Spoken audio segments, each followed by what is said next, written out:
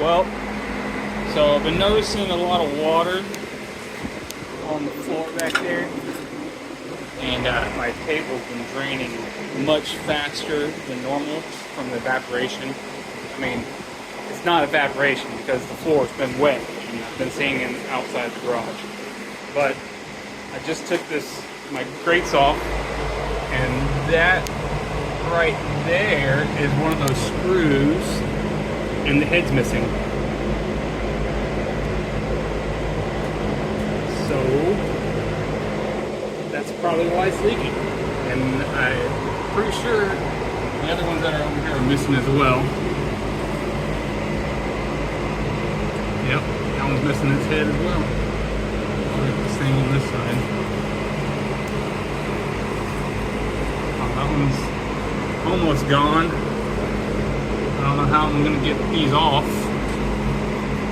but yeah, it's gonna be a fun day. Well, I got these three replaced so far. What I initially tried was to tack a nut on top of them. Didn't play out so well, so what I ended up doing was just drilling them out with a drill bit and just replacing them. I had to punch a couple of them to get a center hole, but they're all brand new seals. I'm probably just gonna do them all. Alright, so pretty much got them all replaced. These are the last two. I replaced all these over here. Those were actually really easy to get out because the nuts weren't completely dissolved like the ones over here.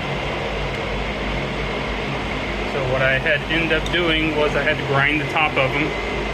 These are pretty flat, like I couldn't get any bite on the bit. So I ground them flat, or not flat, just ground all the bullshit off of it, and then tack welded a nut to it, and I'm now just turning it out slowly so I can put the new ones in. Alrighty, we got them all replaced. Now we're going to fill it back with water and get some jobs cut.